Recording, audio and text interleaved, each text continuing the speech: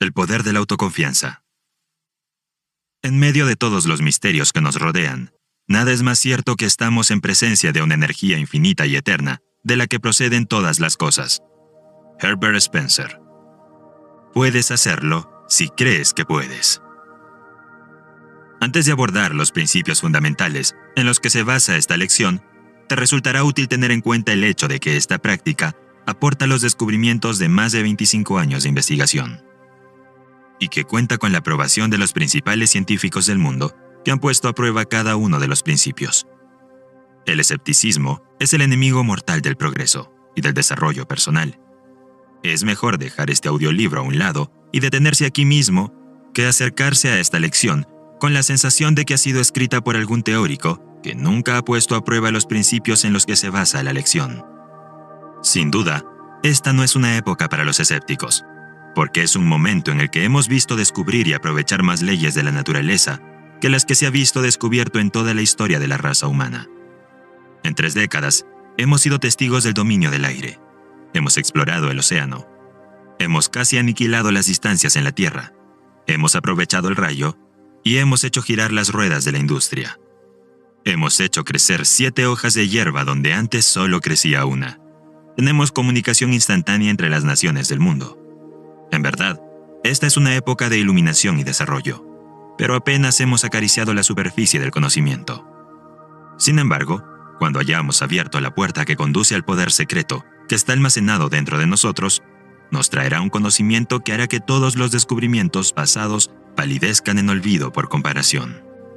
El pensamiento es la forma de energía más altamente organizada conocida por el hombre, y esta es una época de experimentación e investigación que seguramente nos llevará a una mayor comprensión de esa misteriosa fuerza llamada pensamiento, que reposa dentro de nosotros.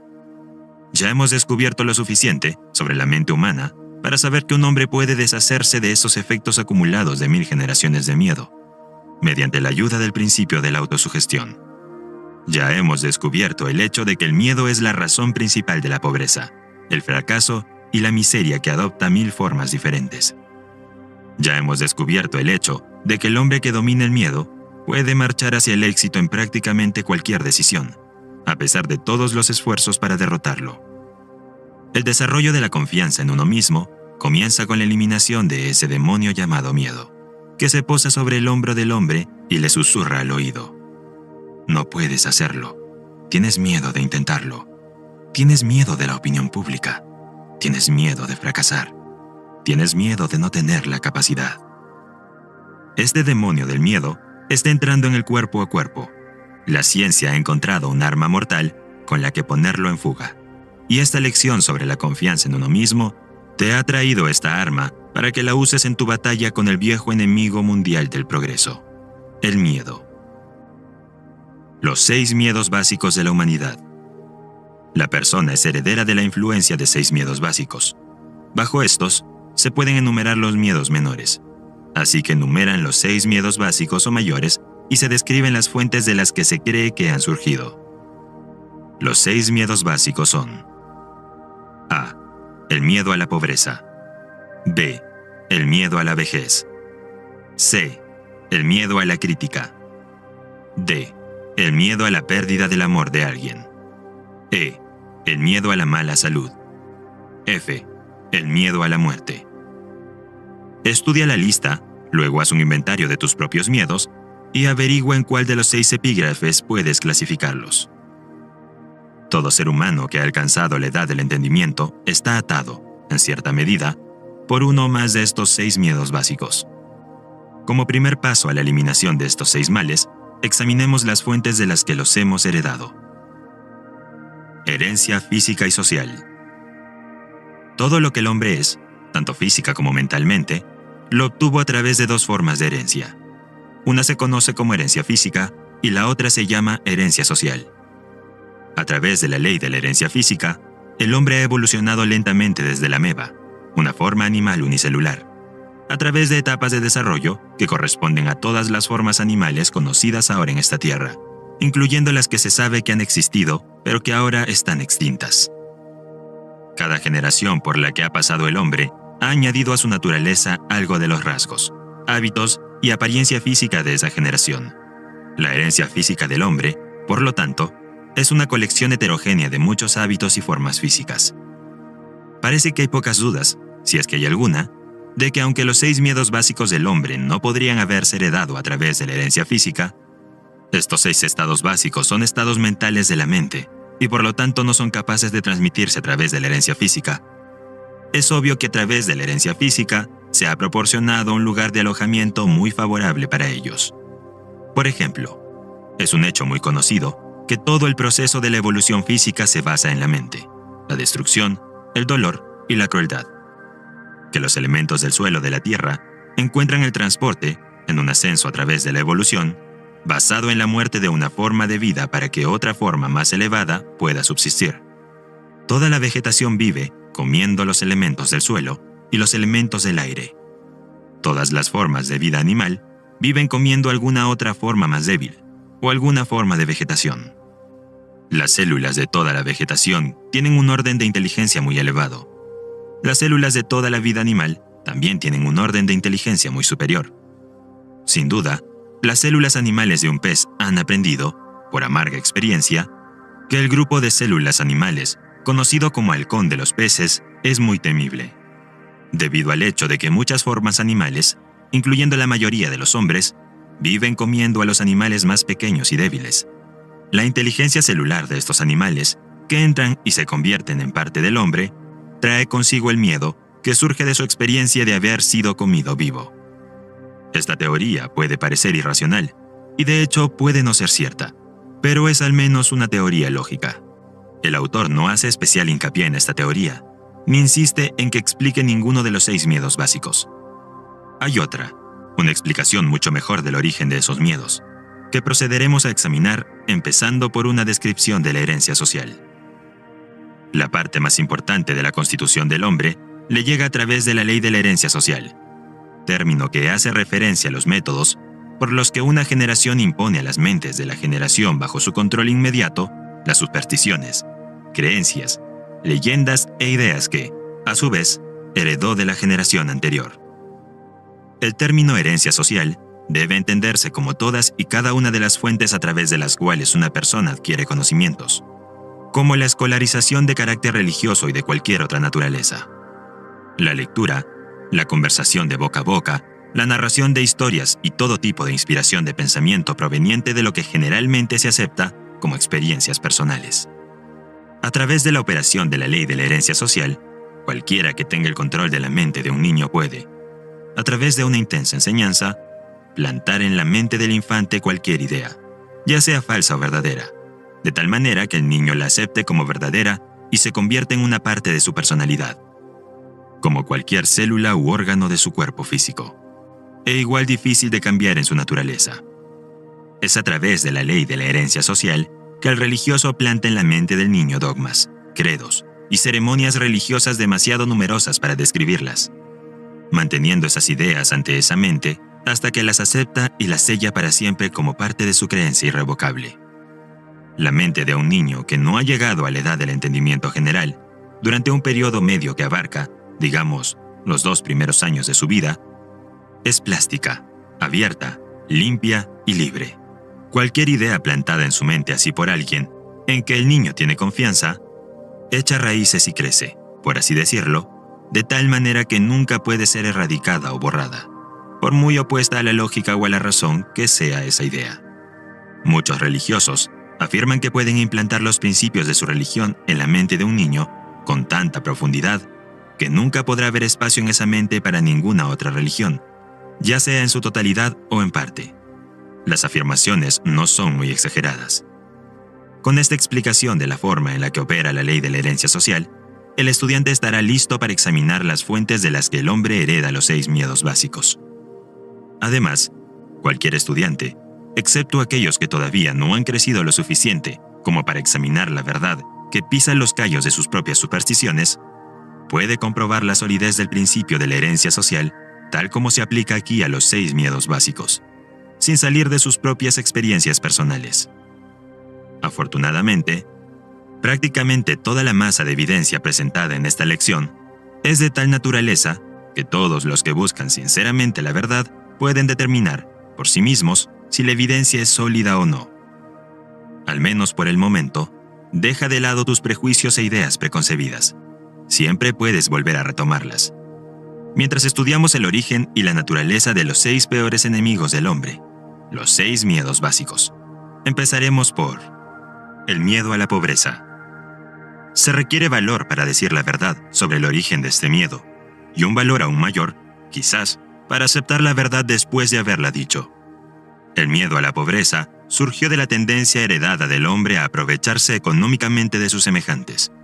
Casi todas las formas animales inferiores tienen instinto, pero parecen no tener el poder de razonar y pensar. Por lo tanto, se depredan unos a otros físicamente. El hombre, con su sentido superior de la intuición, el pensamiento y la razón, no se come a sus semejantes corporalmente. Le da más satisfacción comérselos financieramente.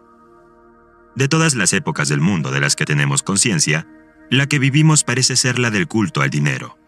Un hombre es considerado menos que el polvo de la tierra, a menos que pueda exhibir una abultada cuenta bancaria. Nada trae al hombre tanto sufrimiento y humillación como la pobreza. No es de extrañar que el hombre la tema, a través de una larga línea de experiencias heredadas con el hombre animal. El hombre ha aprendido, con certeza, que no siempre se puede confiar en este animal cuando se trata de asuntos de dinero y otras evidencias de posesiones terrenales. Muchos matrimonios tienen su inicio, y a menudo su final, únicamente en función de la riqueza que posee una o ambas partes contratantes. No es de extrañar que los tribunales de divorcio estén ocupados. Sociedad podría escribirse correctamente como sociedad, con el símbolo de dólar reemplazando la S inicial, porque está inseparablemente asociada con ese signo. El hombre está tan ansioso de poseer riqueza que la adquiriría de cualquier manera, a través de métodos legales, si es posible, o a través de otros métodos si es necesario. El miedo a la pobreza es algo terrible. Un hombre puede cometer un asesinato, un robo, una violación y cualquier otra forma de violación de derechos de los demás, y aún así recuperar su posición elevada en la mente de sus semejantes siempre que no pierda su riqueza. La pobreza, por tanto, es un crimen, un pecado imperdonable, por así decirlo. No es de extrañar que el hombre lo tema. Todos los libros de leyes del mundo demuestran que el miedo a la pobreza es uno de los 6 miedos básicos de la humanidad, ya que en todos esos libros de leyes se puede encontrar diversas leyes destinadas a proteger a los débiles de los fuertes. Dedicar tiempo a intentar demostrar que el miedo a la pobreza es uno de los miedos heredados del hombre, o que este miedo tiene su origen en la naturaleza del hombre para engañar a sus semejantes, sería similar a intentar demostrar que 3 por 2 son 6. Evidentemente, ningún hombre temería la pobreza si tuviera algún motivo para confiar en sus semejantes, pues hay comida, refugio, vestimenta y lujos de toda índole suficiente para las necesidades de cada persona en la tierra, y todas estas bendiciones serían disfrutadas por cada persona si no fuera por el hábito que tiene el hombre de tratar de expulsar a todos los demás cerdos del comedor, incluso después de tener todo y más de lo que necesita. El segundo de los 6 miedos básicos con los que el hombre está atado es el miedo a la vejez. En general, este miedo surge de 2 fuentes. En primer lugar, la idea de que la vejez puede traer consigo la pobreza. En segundo lugar, y con mucho la fuente de origen más común, de las falsas y crueles enseñanzas sectarias que han sido también mezcladas con fuego y azufre, y con purgatorios y otros bugis que los seres humanos han aprendido a temer la vejez porque significaba la aproximación de otro mundo, y posiblemente mucho más horrible, que este que se sabe que es bastante malo. En el temor básico a la vejez, el hombre tiene 2 razones muy sólidas para su aprensión. Una que surge de la desconfianza a sus semejantes, que pueden apoderarse de cualquier bien mundano que posea, y la otra que surge de las terribles imágenes del mundo venidero que fueron profundamente plantadas en su mente, a través de la ley de la herencia social, mucho antes que entrar en posesión de esa mente. ¿No es de extrañar que el hombre tema la llegada de la vejez? El tercero de los 6 miedos básicos es el miedo a la crítica. Sería difícil, si no imposible, determinar definitivamente cómo el hombre adquirió este miedo básico, pero una cosa es segura: lo tiene en forma bien desarrollada. Algunos creen que ese temor hizo su aparición en la mente del hombre alrededor del momento en que surgió la política. Otros creen que que su origen no puede rastrearse más allá de la primera reunión de una organización de mujeres conocidas como Club de Mujeres. Otra escuela de humoristas atribuye el origen al contenido de la Santa Biblia, en cuyas páginas abundan algunas formas muy vitriólicas y violentas de crítica. Si esta última afirmación es correcta, y los que creen literalmente todo lo que encuentran en la Biblia no están equivocados, entonces Dios es el responsable del miedo inherente del hombre a la crítica, porque Dios hizo que se escribiera la Biblia. Este autor, que no es ni humorista ni un profeta, sino una persona común y corriente, se inclina por atribuir el miedo básico a la crítica a esa parte de la naturaleza heredada del hombre, no solo a quitarle a su prójimo sus bienes y mercancías, sino a justificar su acción mediante la crítica del carácter de su prójimo. El miedo a la crítica adopta muchas formas diferentes, la mayoría de las cuales son de naturaleza insignificante y superficial, incluso hasta el punto de ser infantil en extremo. Los calvos, por ejemplo, tienen miedo a la crítica. Las cabezas se quedan calvas debido a la protección de los sombreros con bandas ajustadas que cortan la circulación en las raíces del cabello. Los hombres llevan sombreros, no porque realmente los necesiten o por comodidad, sino principalmente porque todo el mundo lo hace, y el individuo se pone a la cola y lo hace también, no sea que algún otro individuo lo critique. Las mujeres rara vez tienen la cabeza calva, o incluso el pelo fino, porque llevan sombreros sueltos, cuya única finalidad es aparentar. Pero no hay que imaginar que las mujeres están libres del miedo a la crítica asociada a los sombreros. Si alguna mujer pretende ser superior al hombre en lo que se refiere a este miedo, pregúntale si va por la calle con un sombrero que esté pasado de moda 1 o 2 temporadas. Los fabricantes de todo tipo de ropa no han tardado en capitalizar este miedo básico a la crítica, con el que toda la humanidad está maldita. Cada temporada cambian los estilos en muchos artículos de ropa. ¿Quién establece los estilos? Ciertamente no el comprador de ropa, sino el fabricante. ¿Por qué cambian los estilos tan a menudo? Obviamente, este cambio se hace para que el fabricante pueda vender más ropa. Por la misma razón que los fabricantes de automóviles, con algunas raras y muy sensatas excepciones, cambian el estilo de cada temporada. El fabricante de ropa sabe cómo el hombre animal teme de llevar una prenda que está a una temporada desfasada de lo que todos llevan ahora. ¿No es esto cierto? ¿No lo respalda su propia experiencia? Hemos estado describiendo la manera en que las personas se comportan bajo la influencia del miedo a la crítica, aplicado a las cosas pequeñas y mezquinas de la vida. Examinemos ahora el comportamiento humano bajo este miedo cuando afecta a las personas en relación con los asuntos más importantes relacionados con el trato humano. Tomemos, por ejemplo, prácticamente cualquier persona que haya alcanzado la edad de madurez mental, de 35 a 45 años de edad, como promedio general. Y si pudiéramos leer su mente, encontraríamos en ella una incredulidad muy decidida y una rebelión contra la mayoría de las creencias enseñadas por la mayoría de religiosos. Poderoso es el miedo a la crítica. Hubo un tiempo, y no hace mucho, en que la palabra infiel significaba la ruina para quien la aplicara. Se ve, por tanto, que el miedo del hombre a la crítica no carece de una amplia causa para su existencia. El cuarto miedo básico es el miedo a perder el amor de alguien.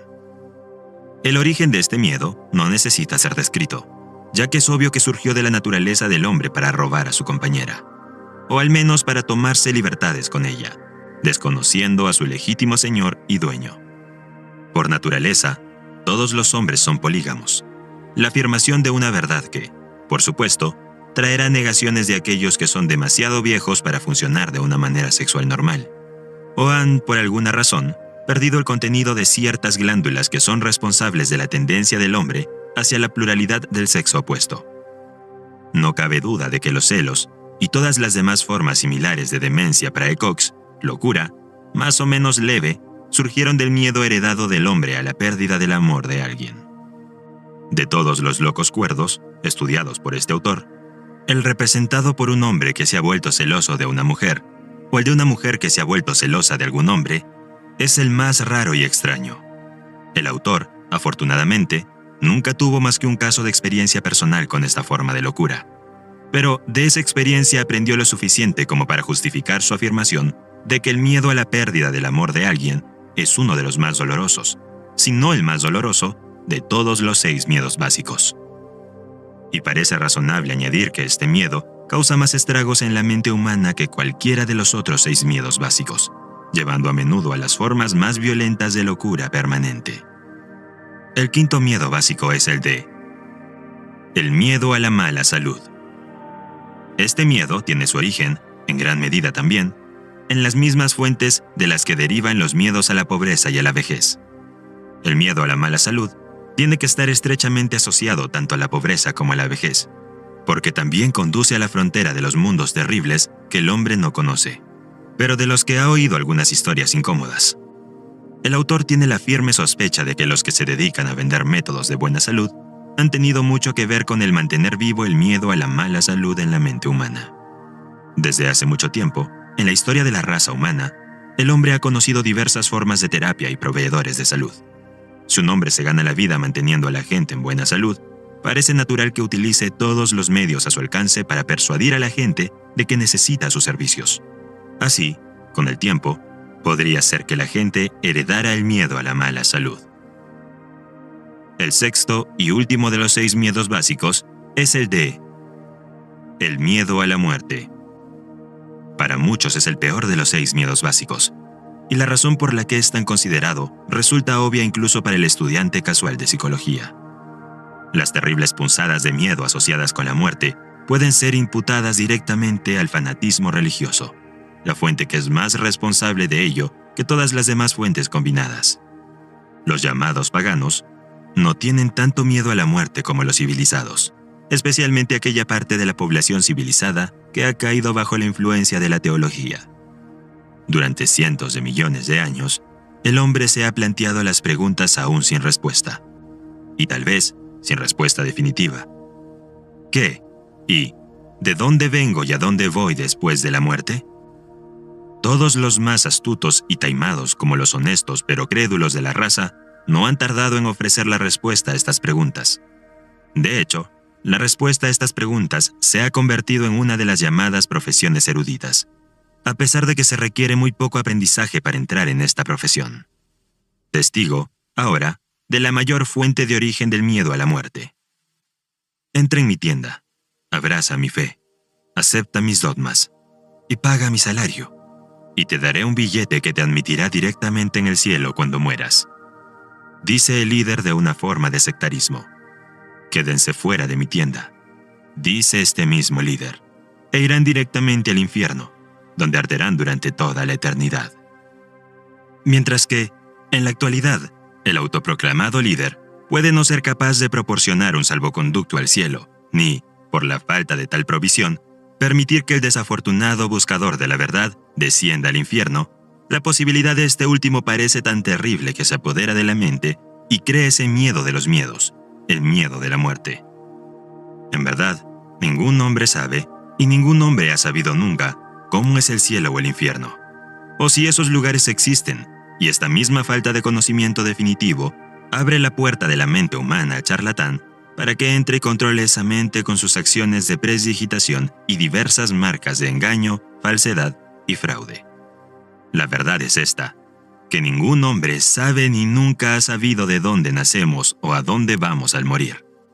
Cualquier persona que afirme lo contrario, o bien se engaña a sí misma, o bien es un impostor consciente que se dedica a vivir sin prestar un servicio de valor, jugando con la credulidad de la humanidad. Sin embargo, la mayoría de los que se dedican a vender billetes para el cielo creen saber dónde está el cielo, y que sus credos y fórmulas darán un paso seguro a quienes lo abracen. Esta creencia puede resumirse en una palabra: credulidad. Los líderes religiosos, por lo general, hacen la afirmación amplia y generalizada de que la civilización actual debe su existencia al trabajo realizado por las iglesias. Este autor, en lo que a él respecta, está dispuesto a conceder que sus afirmaciones son correctas, si al mismo tiempo se le permite añadir que incluso si esta afirmación es cierta, los teólogos no tienen mucho de lo que presumir. Pero no puede ser cierto que la civilización haya surgido de los esfuerzos de las iglesias y credos organizados, si por el término civilización se entiende el descubrimiento de las leyes naturales y los muchos inventos de los que el mundo es heredero actualmente. Si los teólogos desean reclamar la parte de la civilización que tiene que ver con la conducta del hombre hacia sus semejantes, son perfectamente bienvenidos. Pero, por otro lado, si presumen de tener el crédito de todos los descubrimientos científicos de la humanidad, el autor pide permiso para hacer una enérgica protesta. No es suficiente afirmar que la herencia social es el método a través del cual el hombre recoge todo el conocimiento que llega a través de los 5 sentidos. Es más importante afirmar cómo funcionará la herencia social, en tantas aplicaciones diferentes que permitan al estudiante una comprensión completa de esa ley. Comencemos con algunas de las fronteras inferiores de la vida animal y examinemos la forma en que se ven afectadas por la ley de la herencia social.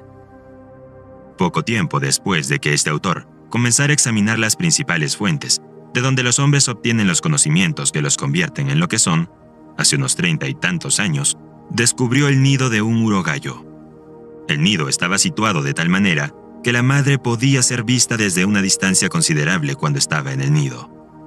Con la ayuda de un par de gafas de campo, el ave fue observada de cerca hasta que las crías salieron del cascarón. Sucedió que la observación diaria habitual se realizó solo unas horas después de que los jóvenes salieran del cascarón. Deseando saber qué iba a pasar, el autor se acercó al nido. La madre permaneció cerca hasta que el intruso estuvo a unos 3 o 4 metros de ella. Entonces se despojó de sus plumas, estiró su ala sobre su pierna y se alejó cojeando, fingiendo estar lisiada. Como estaba familiarizado con los trucos de las madres de pájaros, el autor no la siguió, sino que se acercó al nido para echar un vistazo a los pequeños. Sin el menor signo de temor, volvieron los ojos hacia él, moviendo primero la cabeza en un sentido y luego en otro. Se agachó y cogió a uno de ellos. Sin ninguna señal de miedo, se quedó en la palma de su mano. Volvió a colocar al pájaro en el nido y se alejó a una distancia segura para dar a la madre la oportunidad de volver. La espera fue corta. Muy pronto comenzó a acercarse cautelosamente al nido hasta que estuvo a unos pocos metros de él. Y entonces extendió sus alas y corrió tan rápido como pudo, emitiendo, mientras tanto, una serie de sonidos similares a los de una gallina cuando ha encontrado algún bocado de comida y desea llamar a su cría para que participe en él. Reunió a los pajaritos a su alrededor y continuó temblando de forma muy excitada, agitando sus alas y erizando sus plumas.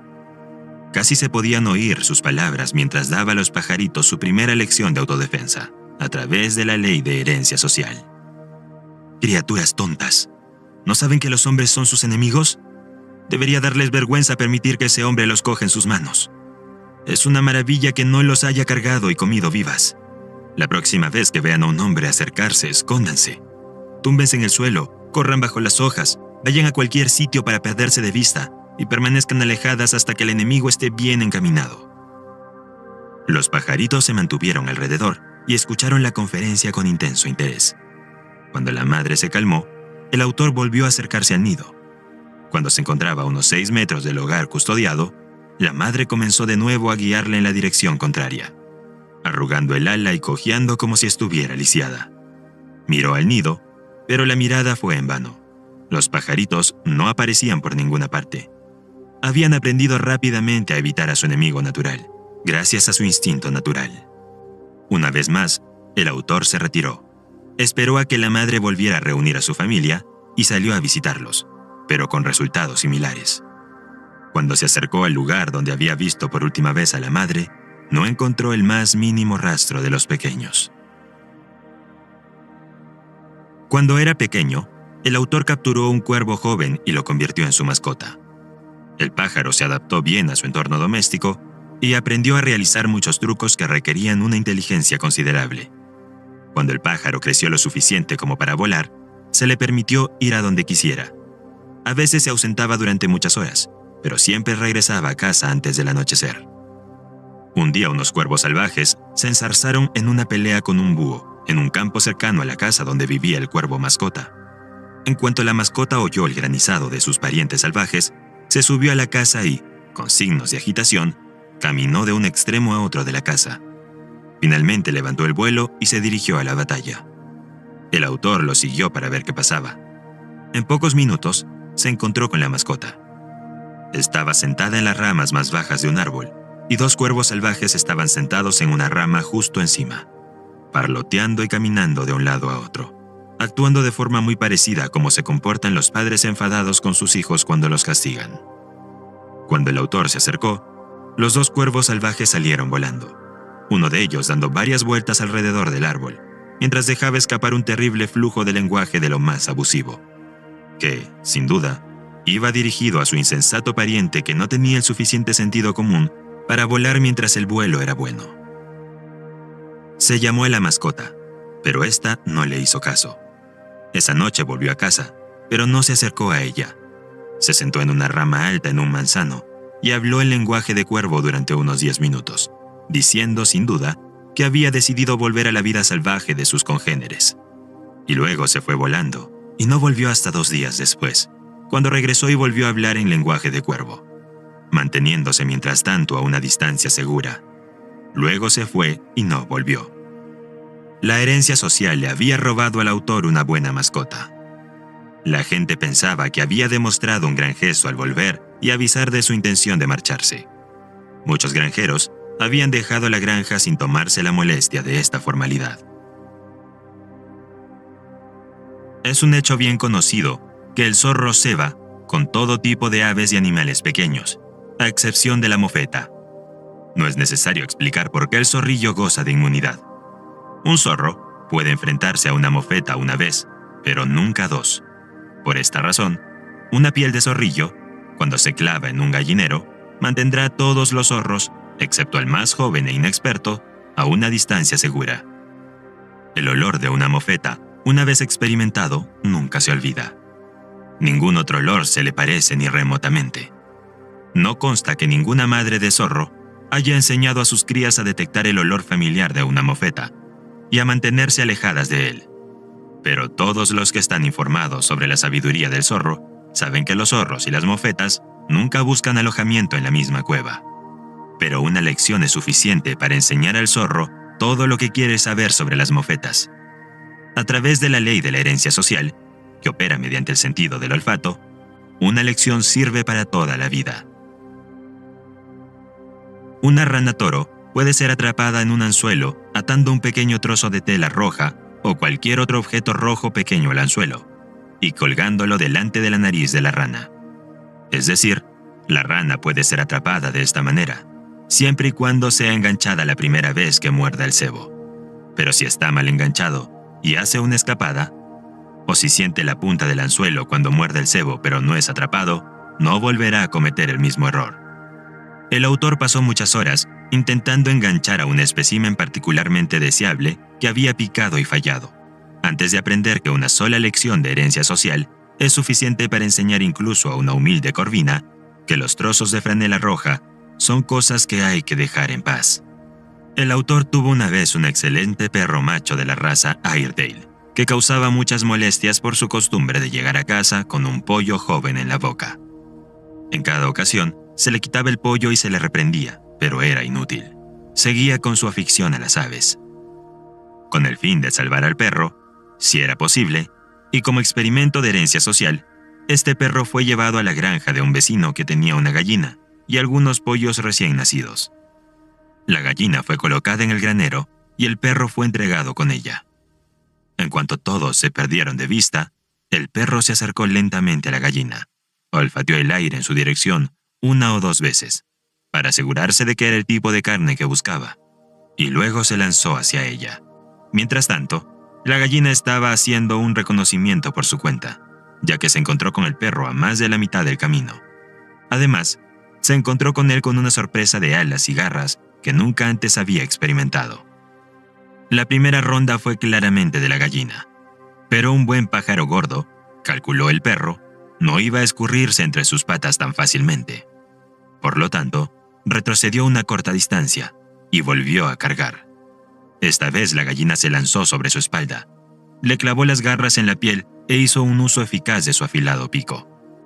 El perro se retiró a su esquina, con la apariencia de estar esperando que alguien tocara la campana y suspendiera la pelea hasta que se orientara. Pero la gallina no tenía tiempo para deliberar. Tenía a su adversario en fuga y demostró que conocía el valor de la ofensiva al mantenerlo en fuga. Casi se podían entender sus palabras, mientras azotaba al pobre Airedale de una esquina a otra. manteniendo una serie de sonidos rápidos que parecían las reprimendas de una madre enfadada, a la que se le había pedido que defendiera su vástago de un ataque de chicos mayores. El Airedale era un pobre soldado. Después de correr por el granero de esquina a esquina durante unos 2 minutos, se tendió en el suelo tan plano como pudo e hizo todo lo posible por protegerse los ojos con las patas. La gallina parecía hacer un intento especial en picotear sus ojos. El dueño de la gallina intervino entonces y la recuperó. O, para ser más exactos, recuperó al perro, lo que no pareció contar con la desaprobación de la perra. Al día siguiente, se colocó una gallina en el sótano donde dormía el perro. En cuanto vio al ave, metió el rabo entre las patas y corrió hacia un rincón. Nunca más intentó atrapar a una gallina.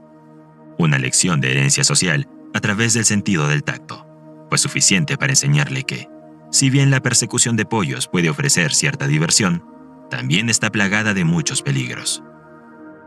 Todos estos ejemplos, a excepción del primero, describen el proceso de adquisición de conocimientos a través de la experiencia directa. Obsérvese la marcada diferencia entre los conocimientos adquiridos por experiencia directa y los que se adquieren mediante el adiestramiento de las crías por parte de los mayores, como en el caso del urogallo y sus crías. Las lecciones más impresionantes son las que aprenden los jóvenes de los viejos, a través de métodos de enseñanzas muy coloreados o emocionados. Cuando la madre urogallo despliega sus alas, eriza sus plumas, se agita como un hombre que sufre de parálisis y parlotea a sus crías de manera muy excitada. Les planta el miedo al hombre en sus corazones de una manera que nunca van a olvidar. El término herencia social, tal como se utiliza en la relación con esta lección, se refiere en particular a todos los métodos a través de los cuales se enseña a un niño cualquier idea, dogma, credo, religión o sistema de conducta ética, por parte de sus padres o de aquellos que pueden tener autoridad sobre él, antes de alcanzar la edad en la que se puede razonar y reflexionar sobre dicha enseñanza a su manera, estimando la edad de dicho poder de razonamiento en, digamos, 7 a 12 años. Hay muchas formas de miedo, pero ninguna es más mortífera que el miedo a la pobreza y a la vejez. Manejamos nuestros cuerpos como si fuéramos esclavos, porque tenemos tanto miedo a la pobreza que deseamos acumular dinero para la vejez. De esta forma común de miedo, nos impulsa tanto que sobrecargamos nuestro cuerpo y provocamos lo mismo que estamos luchando por evitar. Qué tragedia es ver a un hombre conducirse a sí mismo cuando comienza a llegar a lo largo del puesto de 40 años de la vida, la edad en la que apenas comienza a madurar mentalmente. A los 40 años, un hombre está ingresando en la edad en la que es capaz de ver y comprender y asimilar la escritura de la naturaleza, tal como aparece en los bosques y en los arroyos que fluyen, y en los rostros de los hombres y de los niños pequeños. Y, sin embargo, este miedo al diablo lo impulsa con tanta fuerza que se ciega y se pierde en el enredo de un laberinto de deseos conflictivos. El principio del esfuerzo organizado se pierde de vista, y en lugar de aferrarse a las fuerzas de la naturaleza que están en evidencia a su alrededor y permitir que esas fuerzas lo lleven a las alturas de grandes logros, las desafía y se convierten en fuerzas de destrucción. Tal vez ninguna de estas grandes fuerzas de la naturaleza esté más disponible para el desenvolvimiento del hombre que el principio de la autosugestión, pero la ignorancia de esta fuerza está llevando a la mayoría de la raza humana a aplicarla de manera que actúe como un obstáculo y no como una ayuda. Enumeramos aquí los hechos que muestran cómo se produce esta mala aplicación de una gran fuerza de la naturaleza. He aquí un hombre que se encuentra con alguna decepción. Un amigo resulta ser falso o un vecino parece indiferente. A continuación, decide, a través de la autosugestión, que todos los hombres son indignos de confianza y que todos los vecinos son poco agradecidos. Estos pensamientos se incrustan tan profundamente en su mente subconsciente que colorean toda su actitud hacia los demás. Volvamos ahora a lo dicho en la segunda lección, sobre los pensamientos dominantes de la mente de un hombre que atraen a las personas cuyos pensamientos son similares. Aplica la ley de la atracción y pronto verás y comprenderás por qué el incrédulo atrae a otros incrédulos. Invierte el principio.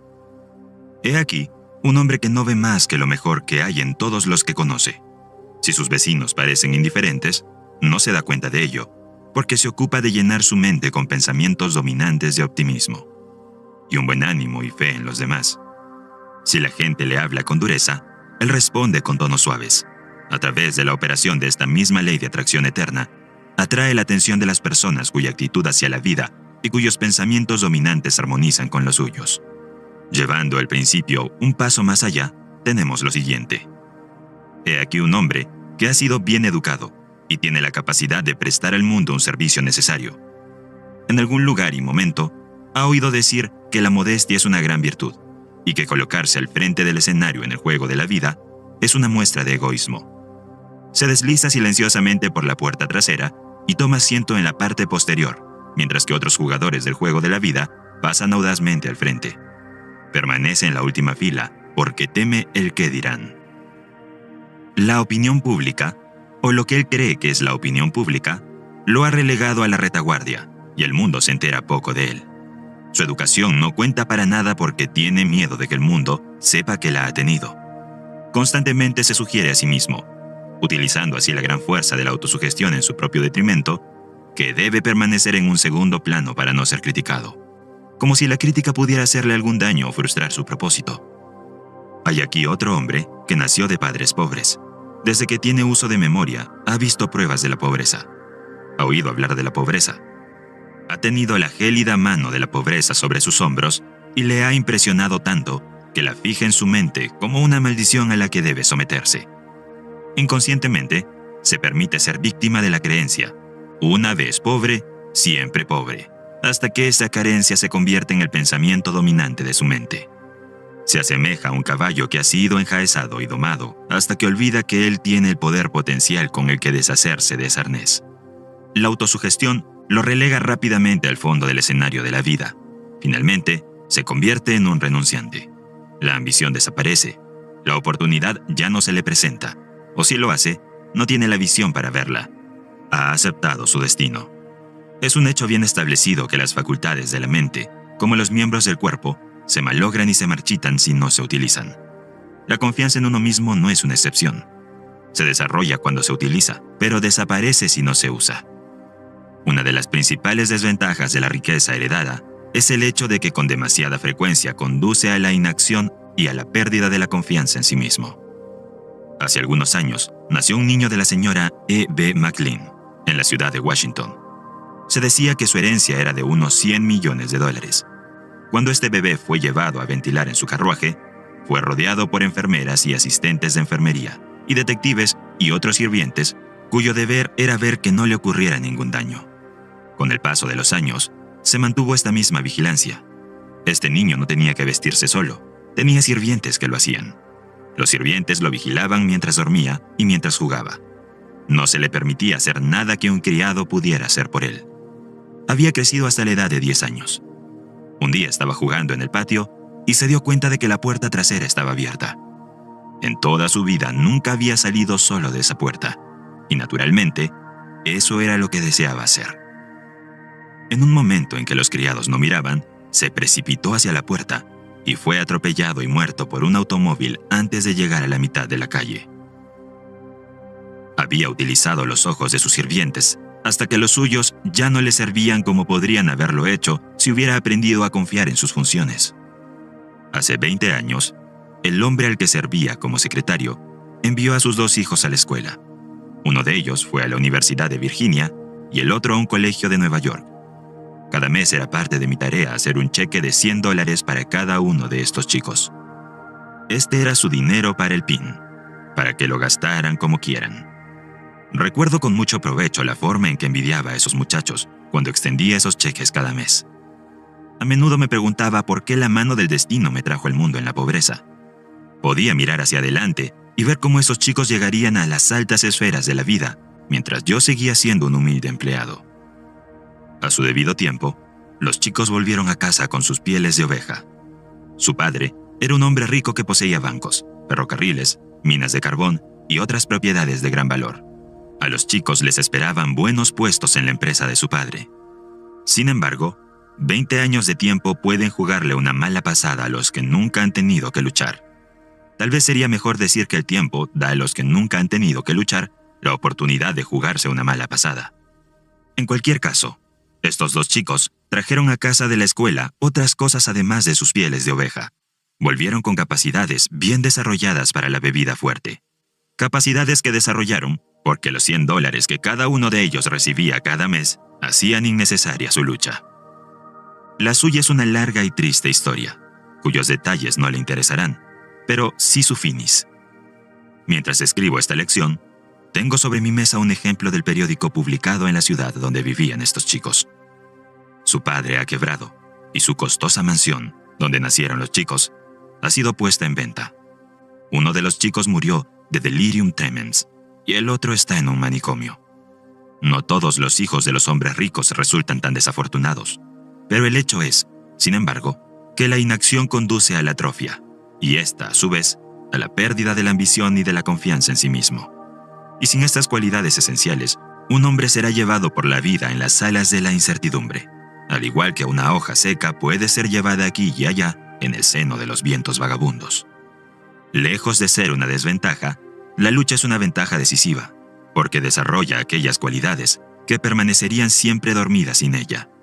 Muchos hombres han encontrado su lugar en el mundo porque se han visto obligados a luchar por su existencia desde muy temprano. El desconocimiento de las ventajas que se derivan de la lucha ha llevado a muchos padres a decir: «Yo tuve que trabajar duro cuando era joven, pero me encargué de que mis hijos lo tengan fácil». Pobres criaturas insensatas. Una época fácil suele convertirse en una desventaja mayor de la que el joven medio puede sobrevivir. Hay cosas peores en este mundo que verse obligado a trabajar en los primeros años de vida. La ociosidad forzada es mucho peor que el trabajo forzado.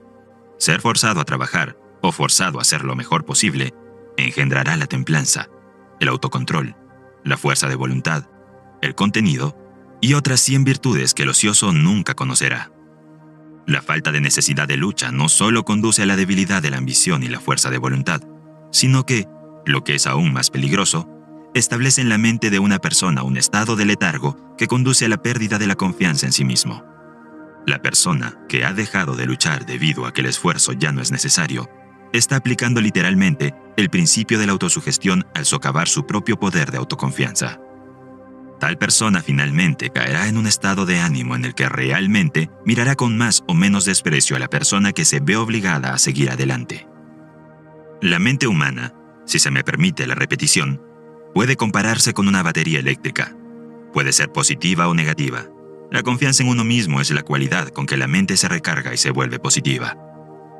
Apliquemos este razonamiento a las ventas y veamos qué papel juega la confianza en uno mismo en este gran campo de trabajo. Uno de los mejores vendedores que ha visto este país fue una vez un empleado de una oficina de periódicos. Merecerá la pena analizar el método con el que se ganó el título de principal vendedor del mundo. Era un joven tímido con un carácter más o menos retraído. Era uno de los que creen que es mejor colarse por la puerta de atrás y sentarse en la parte posterior del escenario de la vida. Una noche, escuchó una conferencia sobre el tema de esta lección, la autoconfianza, y esa conferencia le impresionó tanto que salió de la sala de conferencias con la firme determinación de escapar del atolladero en que se había metido. Se dirigió al director de negocios del periódico y pidió un puesto como solicitante de publicidad, y se le puso a trabajar a comisión. Todo el mundo en la oficina esperaba verlo fracasar, ya que este tipo de ventas requiere el tipo más positivo en la capacidad de venta. Se dirigió a su habitación e hizo una lista de cierto tipo de comerciantes a los que pretendía llamar. Uno se pensaría que naturalmente habría hecho su lista con los nombres de aquellos a los que creía que podía vender con el menor esfuerzo, pero no hizo nada de eso. Solo incluyó en su lista a los nombres de los comerciantes a los que otros publicistas habían llamado sin conseguir una venta. Su lista constaba de solo 12 nombres. Antes de hacer una sola llamada, salió al parque de la ciudad, sacó su lista de 12 nombres, la leyó 100 veces, diciéndose a sí mismo mientras lo hacía: «Usted me comprará un espacio publicitario antes de que termine el mes». Entonces empezó a hacer sus llamadas. El primer día, cerró ventas con 3 de los 12 imposibles. Durante el resto de la semana, realizó ventas a otros 2. A finales de mes, había abierto cuentas publicitarias con todos los comerciantes que tenía en la lista, excepto uno. Durante el mes siguiente no hizo ninguna venta, porque no hizo ninguna llamada, excepto a este obstinado comerciante. Todas las mañanas al abrir la tienda, estaba presente para entrevistar a este comerciante, Y todas las mañanas, este comerciante decía no. El comerciante sabía que no iba a comprar espacio publicitario, pero este joven no lo sabía. Cuando el comerciante decía no, el joven no lo oía, sino que seguía viniendo. El último día del mes, después de haberle dicho a este persistente joven no durante 30 veces consecutivas, el comerciante dijo: «Mire, joven, ha perdido todo un mes tratando de venderme. Ahora lo que me gustaría saber es esto. ¿Por qué ha perdido tanto su tiempo?» «De perder el tiempo nada», replicó. «He estado yendo a la escuela y usted ha sido mi maestro. Ahora conozco todos los argumentos que un comerciante puede utilizar para no comprar. Y además, me he estado ejercitando en la autoconfianza». Entonces el comerciante dijo: «Voy a hacer una pequeña confesión. Yo también he ido a la escuela y usted ha sido mi maestro. Me ha enseñado una lección de persistencia que vale dinero para mí. Y para mostrarte mi agradecimiento, voy a pagar mi matrícula haciéndole un pedido de espacio publicitario». Y así fue como llegó la mejor cuenta publicitaria de la North American de Filadelfia.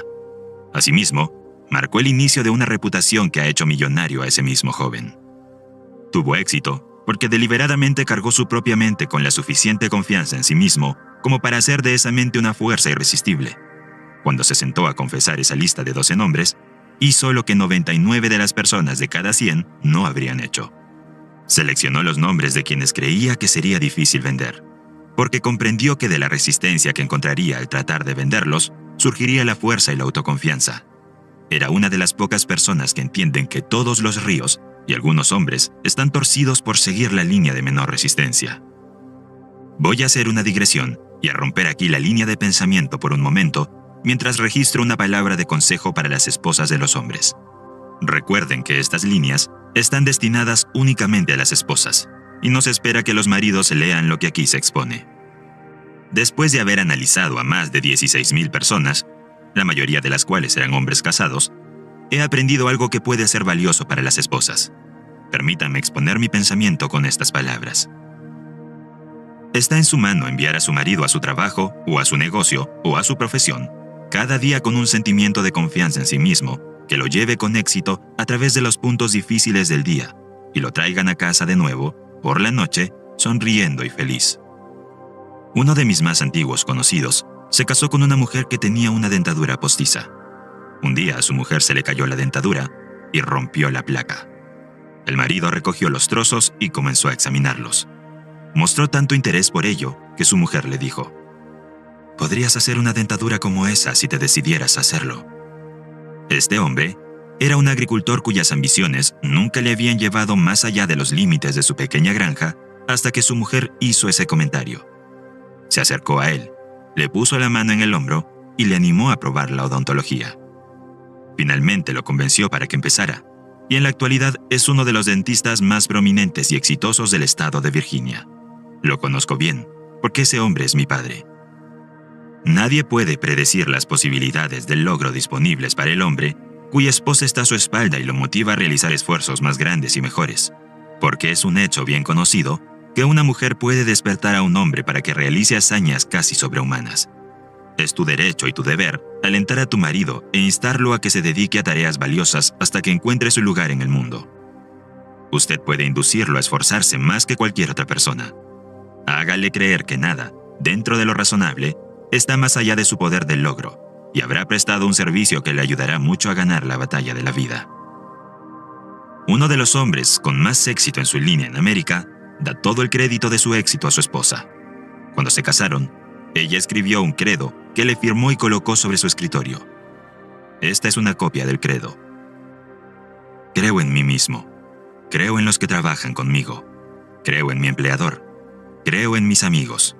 Creo en mi familia. Creo que Dios me prestará todo lo que necesito para tener éxito si hago todo lo posible por ganármelo mediante un servicio fiel y honesto. Creo en la oración y nunca cerraré los ojos en el sueño sin pedir la guía divina con el fin de ser paciente con otras personas y tolerante con los que no creen como yo. Creo que el éxito es el resultado de un esfuerzo inteligente y no depende de la suerte o de las prácticas agudas o de traicionar a los amigos, a los compañeros o a mi empleador. Creo que obtendré de la vida exactamente lo que ponga en ella, por lo que tendré cuidado de comportarme con los demás como me gustaría que ellos actuaran conmigo. No calumniaré a quienes no me agradan. No despreciaré mi trabajo, sin importar lo que vea hacer a los demás. Prestaré el mejor servicio del que sea capaz, porque me he comprometido a triunfar en la vida, y sé que el éxito es siempre el resultado de un esfuerzo concienzudo y eficiente. Y el esposo firmó este credo. La mujer que escribió este credo era una psicóloga prácticamente de primer orden. Con la influencia y la guía de una mujer así, cualquier hombre podría alcanzar un éxito notable. Analice este credo y se dará cuenta de la libertad con la que se utiliza el pronombre personal. Comienza con la afirmación de la confianza en sí mismo, que es perfectamente adecuada. Ningún hombre podría hacer suyo este credo sin desarrollar la aptitud positiva que atraería hacia él a las personas que le ayudarían en su lucha por el éxito. Este sería un credo espléndido que todo vendedor debería adoptar. Puede que no perjudique sus posibilidades de éxito si lo repite y cree en él. Sin embargo, la simple adopción no es suficiente. Debe practicarlo. Léalo una y otra vez hasta que se lo sepa de memoria. Luego repítalo al menos una vez al día hasta que lo haya transformado literalmente en su estructura mental. Tenga una copia delante de usted como recordatorio diario de su compromiso de practicarlo. De este modo, utilizará eficazmente el principio de la autosugestión como medio para desarrollar la confianza en sí mismo. No se preocupe por lo que puedan decir de su procedimiento. Solo recuerde que es su negocio tener éxito, y este credo, si lo domina y lo aplica, le ayudará mucho. Usted aprendió en la lección 2 que cualquier idea que fije firmemente en su mente subconsciente, mediante la afirmación repetida, se convertirá automáticamente en un plan o plano que un poder invisible utiliza para dirigir sus esfuerzos hacia el logro del objetivo nombrado en el plan. También ha aprendido que el principio mediante el cual puede fijar cualquier idea que elija en su mente se llama autosugestión, que significa simplemente una sugerencia que le da su propia mente. Fue este principio de autosugestión el que Emerson tenía en mente cuando escribió: "Nada puede traerte la paz sino tú mismo". Debe recordar que nada puede traerte el éxito sino usted mismo. Por supuesto, necesitará la cooperación de los demás si pretende alcanzar un éxito de gran alcance, pero nunca obtendrá esta cooperación a menos que vitalice su mente con la actitud positiva de la confianza en usted mismo. Tal vez se haya preguntado por qué unos pocos hombres avanzan a puestos altamente remunerados, mientras que otros a su alrededor, que tienen tanta formación y que aparentemente realizan tanto trabajo, no avanzan. Seleccione 2 personas de estos 2 tipos y estúdielas, y la razón por la que una avanza y la otra se queda quieta le resultará bastante obvia. Verá que el que avanza cree en sí mismo. Se dará cuenta de que respalda esta creencia con una acción tan dinámica y agresiva que hace saber a los demás que cree en sí mismo. También notará que esta confianza en sí mismo es contagiosa, es impelente, es persuasiva, atrae a los demás. También percibirá que el que no avanza muestra claramente, por la mirada de su rostro, por la postura de su cuerpo, por la inseguridad con la que habla, que carece de toda autoconfianza.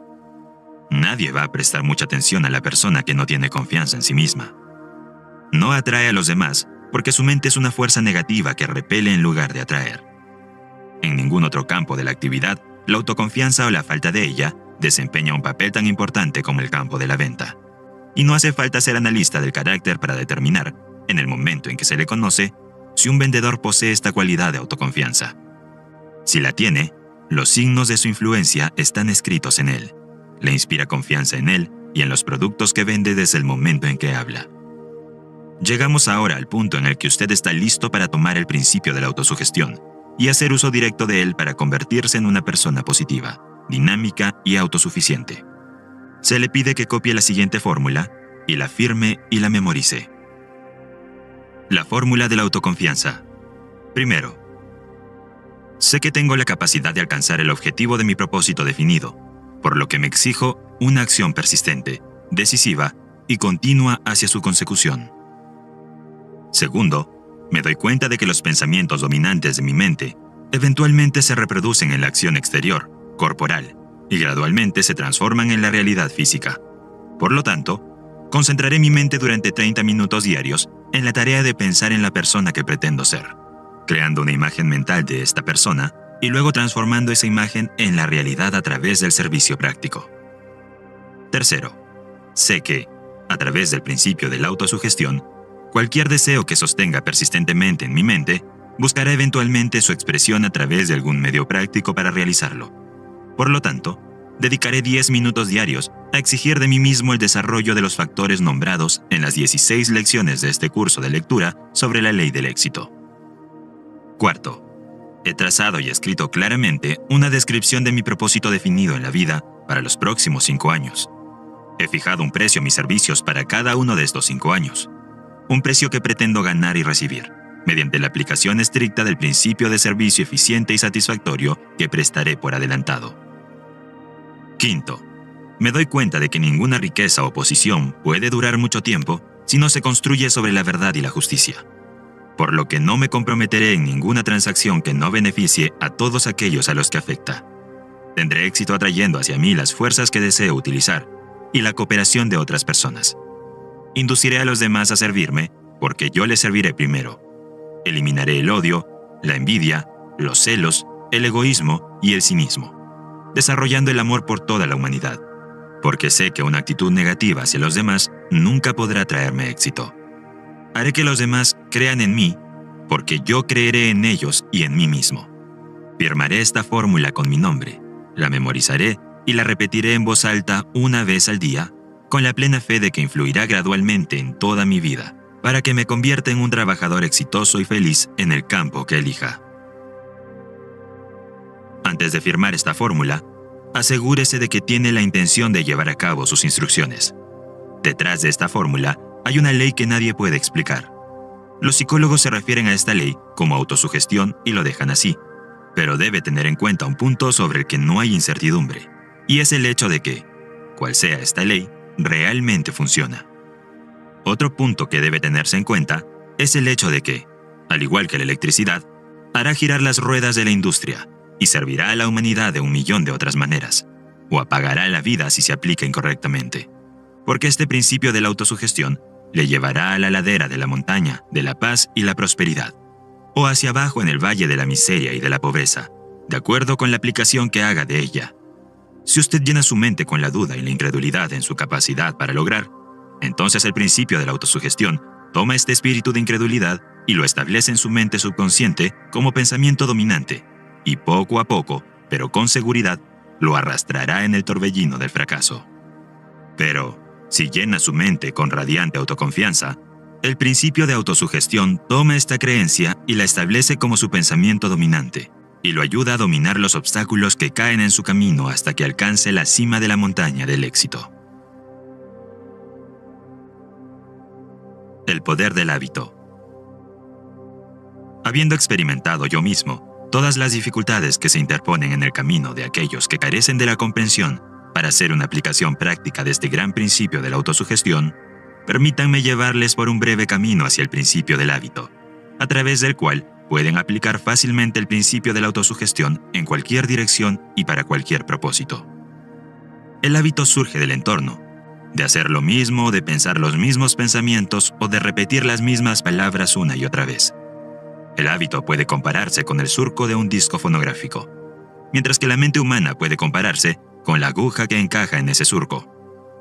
Cuando cualquier hábito se ha formado bien, a través de la repetición del pensamiento o la acción, la mente tiene una tendencia a adherirse y seguir su curso desde el hábito tan estrechamente como la aguja del fonógrafo sigue el surco del disco de cera. El hábito se crea dirigiendo repetidamente uno o más de los 5 sentidos de ver, oír, oler, saborear y sentir en una dirección determinada. Es a través de este principio de repetición que se forma el hábito de la droga perjudicial. Con este mismo principio, el deseo de la bebida embriagadora se convierte en un hábito. Una vez que el hábito se ha establecido bien, controlará y dirigirá automáticamente nuestra actividad corporal, en la que se puede encontrar un pensamiento que puede transformarse en un poderoso factor en el desarrollo de la autoconfianza. El pensamiento es el siguiente. Dirige voluntariamente, y por la fuerza si es necesario, tus esfuerzos y tus pensamientos a lo largo de una línea deseada hasta que hayas formado el hábito que se apoderará de ti y continúa, voluntariamente, dirigiendo tus esfuerzos a lo largo de la misma línea. El objetivo de escribir y repetir la fórmula de la autoconfianza es formar el hábito de hacer que la creencia en uno mismo sea el pensamiento dominante de su mente, hasta que ese pensamiento se haya incrustado completamente en su mente subconsciente, a través del principio del hábito. Aprendiste a escribir dirigiendo repetidamente los músculos del brazo y de la mano sobre ciertos contornos conocidos como letras, hasta que finalmente formaste el hábito de trazar esos contornos. Ahora escribes con facilidad y rapidez, sin trazar cada letra lentamente. Escribir se ha convertido en un hábito para ti. El principio del hábito se apoderará de las facultades de tu mente de la misma manera que influirá en los músculos físicos de tu cuerpo. Como puedes comprobar fácilmente dominando y aplicando esta lección sobre la autoconfianza. Cualquier afirmación que te hagas repetidamente a ti mismo, o cualquier deseo que siembres profundamente en tu mente a través de una afirmación repetida, buscará eventualmente su expresión a través de tus esfuerzos físicos corporales externos. El principio del hábito es el fundamento mismo sobre el que se construye esta lección sobre la autoconfianza en sí mismo. Y si entiendes y sigues las instrucciones establecidas en esta lección, pronto sabrás más sobre la ley del hábito, desde el conocimiento de primera mano, de lo que podría ser enseñado por 1.000.000 de lecciones como esta. No tienes más que una pequeña concepción de las posibilidades que permanecen dormidas dentro de ti, esperando que la mano de la visión te despierte. Y nunca tendrás una mejor concepción de estas posibilidades, a menos que desarrolles suficiente confianza en ti mismo para elevarte por encima de las influencias comunes de tu entorno actual. La mente humana es una maravillosa y misteriosa pieza de maquinaria. Un hecho que me recordaron hace unos meses cuando leí los ensayos de Emerson y releí su ensayo sobre las leyes espirituales. Pero sucedió algo extraño. Vi en ese ensayo, que había leído decenas de veces anteriormente, muchas cosas en las que nunca me había fijado. Percibí más en este ensayo de lo que había visto en las lecturas anteriores, porque el despliegue de mi mente desde la última lectura había preparado para interpretar más. La mente humana se despliega constantemente, como los pétalos de una flor, hasta alcanzar el máximo de desarrollo. ¿Cuál es este máximo? ¿Dónde termina? O si termina o no, son preguntas sin respuestas, pero el grado de desarrollo parece variar según la naturaleza del individuo y del grado en que mantiene su mente en el trabajo. Una mente que se ve forzada o vencida en el pensamiento analítico cada día parece seguir desplegando y desarrollando mayores poderes de interpretación. En Louisville, Kentucky, vive el señor Lee Cook, un hombre que prácticamente no tiene piernas y tiene que desplazarse en un carro. A pesar de que el señor Cook no tiene piernas desde que nació, es dueño de una gran industria y millonario gracias a su propio esfuerzo. Ha demostrado que un hombre puede arreglárselas muy bien sin piernas si tiene una confianza en sí mismo bien desarrollada. En la ciudad de Nueva York se puede ver a un joven fuerte, con cuerpo y cabeza, sin piernas, rodando por la Quinta Avenida todas las tardes, con la gorra en la mano, pidiendo limosna para vivir. Su cabeza es quizá tan sana y capaz de pensar como el promedio. Este joven podría duplicar cualquier cosa que el señor Cook de Louisville haya hecho, si pensara en sí mismo como el señor Cook piensa en sí mismo. Henry Ford posee más millones de dólares de los que jamás necesitará o utilizará. No hace muchos años, trabajaba como obrero en un taller mecánico, sin apenas estudios y sin capital. Decenas de otros hombres, algunos de ellos con cerebros mejor organizados que el suyo, trabajaban cerca de él. Ford se deshizo de la conciencia de pobreza, desarrolló autoconfianza en sí mismo, pensó en el éxito y lo alcanzó. Los que trabajaban a su alrededor podrían haberlo hecho igual de bien si hubieran pensado como él. Milo C. Jones, de Wisconsin, sufrió una parálisis hace unos años. El ataque fue tan grave que no podía girarse en la cama ni mover un músculo de su cuerpo. Su cuerpo físico estaba inutilizado, pero a su cerebro no le pasaba nada. Así que empezó a funcionar en serio, probablemente por primera vez en su existencia. Tumbado de espaldas en la cama, el señor Jones hizo que ese cerebro creara un propósito definido. Ese fin era bastante prosaico y humilde en su naturaleza, pero era definido y era un propósito, algo que él nunca había conocido antes. Su propósito definitivo era hacer salchichas de cerdo. Llamando a su familia a su alrededor, contó sus planes y comenzó a dirigirlos para llevarlos a cabo. Sin más ayuda que una mente sana y mucha confianza en sí mismo, Milo C. Jones extendió el nombre y la reputación de la salchicha de cerdo por todos los Estados Unidos, y además acumuló una fortuna. Todo esto lo logró después de que la parálisis le impidiera trabajar con sus manos. Donde prevalece el pensamiento, se puede encontrar el poder.